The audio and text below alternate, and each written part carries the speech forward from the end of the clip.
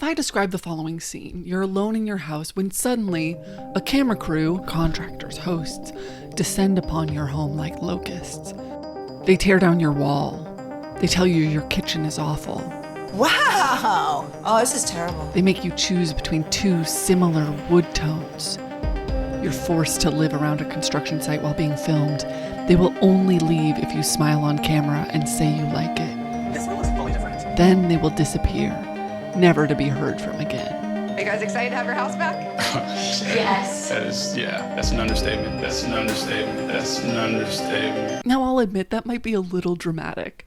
Those were all clips from shows on HGTV, which is the leader in home makeover and renovation shows. To some, being featured on HGTV might be somewhere between the fifth and sixth circle of hell, but it turns out being featured on these shows can sometimes be a pretty big win. At least that's what I learned when I read this blog post from Linda Tran, who was featured on an HGTV show in 2021. For her, it was a pragmatic decision. She had put renovation on the back burner for 3 years, when every estimate she got was $250,000 or above. She had seen an Instagram post from a production company looking for homeowners in her neighborhood who were able to spend $100,000 on a renovation. So instead of waiting indefinitely or spending too much, she got her interior and exterior remodeled for a little over $100,000 with all the expertise included on an HGTV show. I'm grateful she was picked. In turn, we got gossip about her experience on HGTV. It turns out you shouldn't believe everything you see on TV. Has anyone ever said that before? The crew is behind the scenes. She describes how the hosts weren't the people doing the work. On demolition day, the camera crew caught the hosts destroying the cabinets and countertops on camera, but in reality, they only did a few seconds of work for the camera. The full demolition crew, who were largely not filmed, did all the work behind the scenes. At any time, we'd have a team of 5 to 7 tradesmen at our house at any given time working on our home renovation. Which brings us to lesson number 2, expedited timelines. Linda doesn't say explicitly how long it took, but it's clear this is using large amounts of staff for a short period of time, while filming on top of that. To remodel the interior and exterior of a house, it's pretty quick. According to a senior VP from HGTV, shows can take anywhere from 3 to 8 months. And the third lesson, you play dumb. From this blog post, you can pretty quickly tell that Linda is on it. She got on this show, she sold herself to executives. She understands the value that this show offers her. But in this show, that is not her role. For example, the story point about the asbestos. What happened, the mitigation, the costs, and how to resolve it all came from our general contractors who told me about the issue.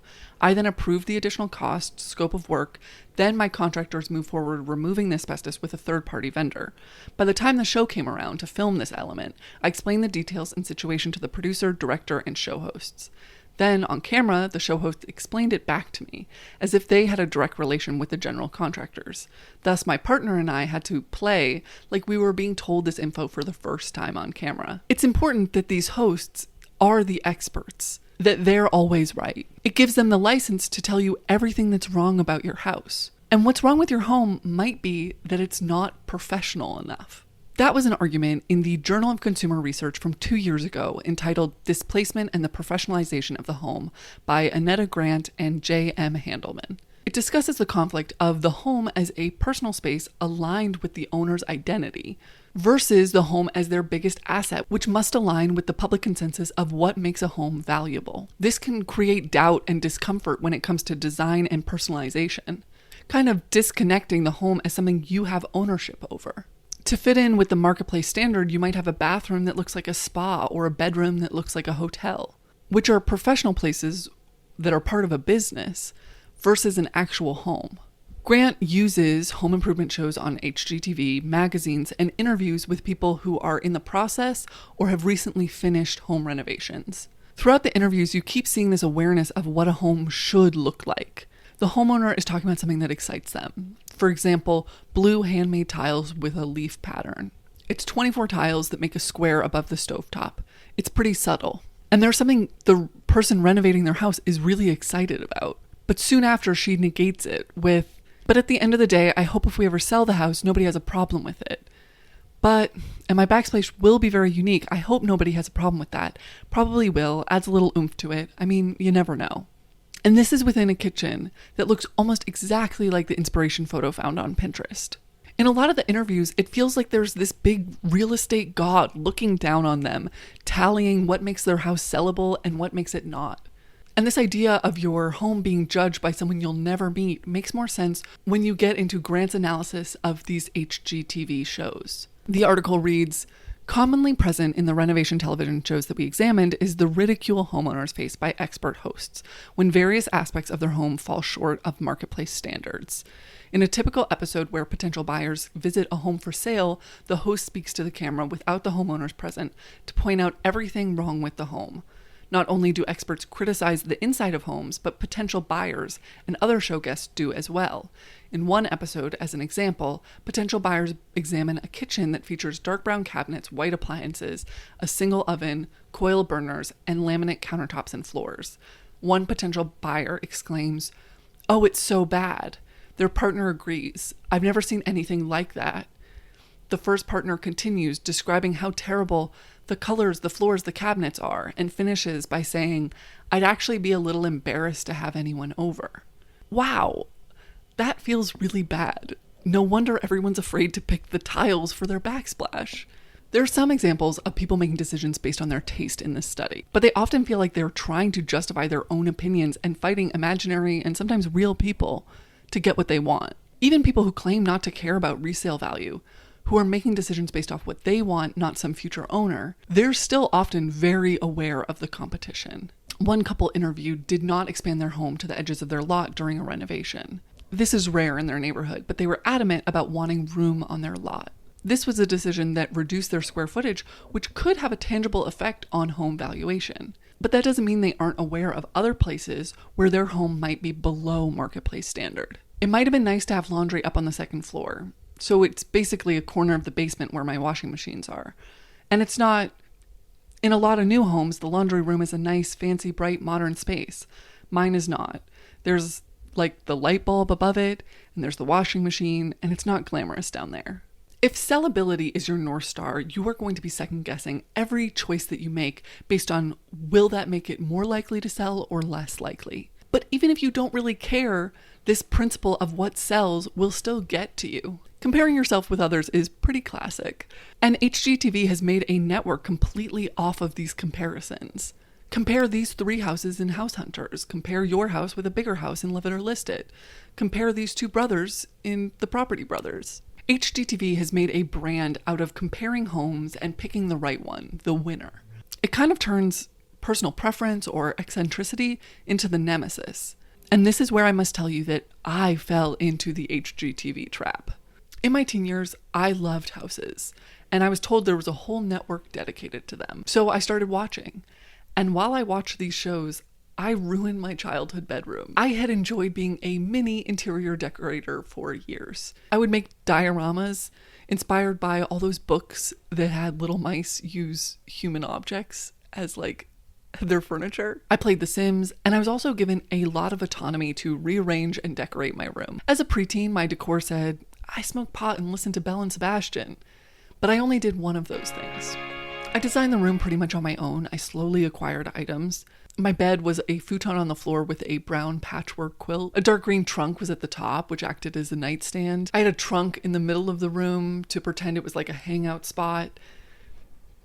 It wasn't. I had taken my collection of weekly newspaper comics and piled them all up and turned them into a stool tied up with twine. I really loved it. And that could have been where this ended. But then HGTV entered the chat, and I was intrigued by this world of homes made for television. The before and after, the ability to transform a space instantly, being kind of bitchy about someone's personal style. These were all new things that were really exciting to me. I only watched the network for 2 years, but it shaped my opinion so much I felt like I had to redo my room. So I saved up my paychecks and I went to IKEA. I bought a chunky white desk that my knees barely fit under with this big red topper, one of these chairs in black, a clear plastic side table, and a tall skinny Malm dresser. Oh, and a squiggly mirror. I had a comforter that was lime green and sheets that were bright blue.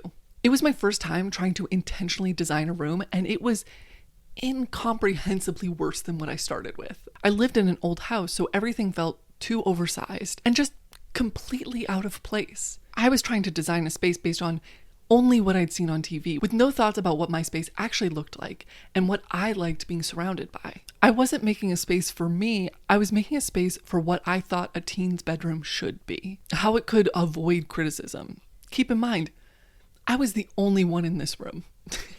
And the people I did have over, like, we played Barbies together until we were 17.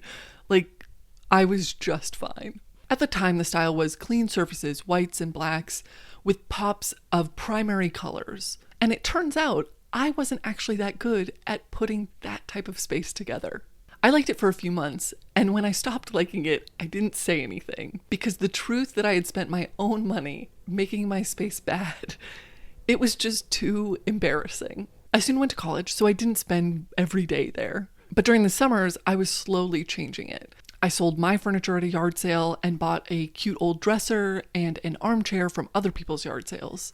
I honestly felt like if I left my room in my attempted HGTV style, it was cruel punishment to any future guests who would stay there, including myself. One of the reasons I could quickly return to my own personal style is because I had stopped watching HGTV. College had distanced me from cable television. I just felt more confident in my choices. It usually all looked good together. Since then, I have moved apartments a lot, and I'm not going to pretend every place is perfectly designed. But I figured out my style. I would fix up places slowly and keep in mind what the room actually looked like. It felt like this was how people really made their homes nice, and that TV had created this imaginary process for interior design and home makeovers. It felt like there was no way to realistically show a makeover until my friend Carrie, who'd been living in London, told me about a show I needed to watch. I think her words were something like, "This show was made for you." The show is Big Dreams, Small Spaces with the host Monty Don.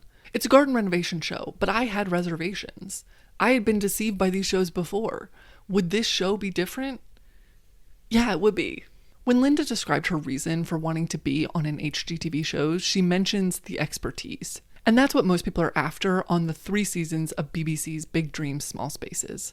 The concept of the show is an expert gardener visits your garden 3 times throughout the year. At the beginning, he will look at your garden plan, maybe give some advice, and then help you with some manual labor. He leaves you, but you keep working on your own. Halfway through, he'll check back in and help with a few other parts of the garden that you've been struggling with.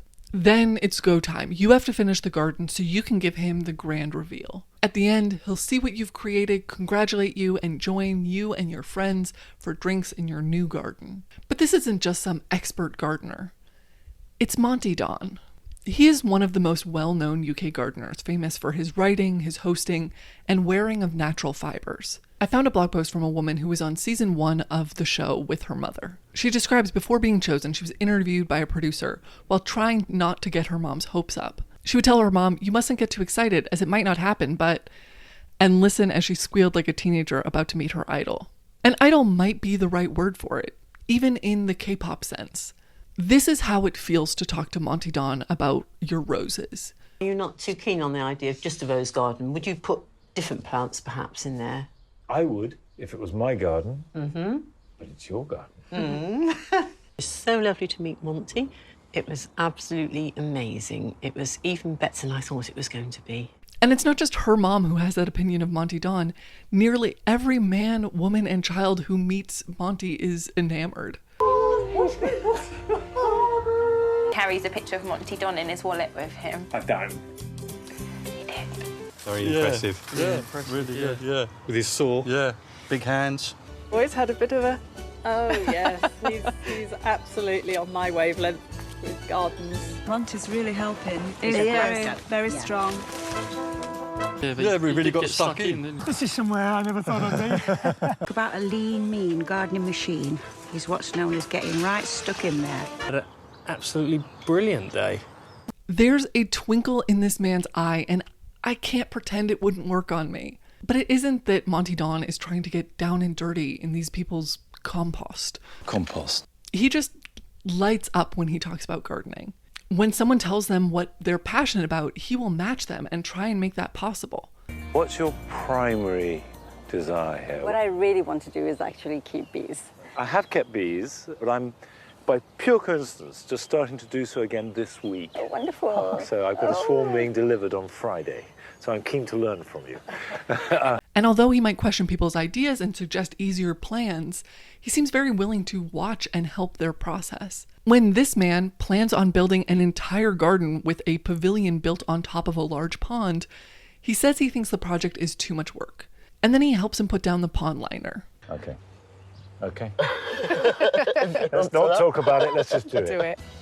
Truth is, not many people tackle a project like this in their lives. Yeah, exactly. You know, so to be part of it and just to help out a tiny bit, is fun. There aren't going to be many more times in my life when I'm going to put in a pool like this. Same here. But to truly give you the essence of the show, why don't we just zoom in on an episode? Season 2, Episode 2. Frankie is fixing up her garden with the moral support of her mom, Pat. Frankie recently received a settlement check after the death of her sister. Since her garden was what got her through that loss, she wants to put the money there. So why do you want to change it? It's not complete and it's not whole. But Frankie doesn't want a basic garden. She's fun. Her vision includes things that are cool and weird. To try and make the whole thing link up. Possibly past a mud head, but that's slightly controversial. What is a mud head? Like they've got the giant's head in the Lost Gardens of Heligan. If it's in terrible taste. It sounds appalling taste. On his first visit, Monty helps fine-tune her plans and digs out a pond. Monty Don in my goodness! Although his original thoughts on the mud head were... It sounds appalling taste. And suggests a topiary instead, he keeps stressing that this is her garden. On his second visit, he helps her plant an orchard of fruit trees up on a hill, showing her the best technique for planting. But after he's gone, she does all the things she's supposed to do, and then all the things she wants to do. She builds her mud head directly next to her pond, peering out over it. He got in here. She had to have mud head. But he's subtle, he's horticultural. He's not subtle. He's outrageous. The hair's good, though. No, the hair is genius. The hair is a triumph. She invites over her friends who have helped her throughout the process and who have in turn become friends with each other. And then Monty gives a speech about it being a beautiful garden. The transformation has just been wonderful. And I've seen a lot of gardens in my time. And this has given me as much pleasure today as almost any. It's a joy. I know exactly what it takes to do all this. Masses of laughter, perhaps some tears, and it shows. Gardens are not about plants, gardens are about people.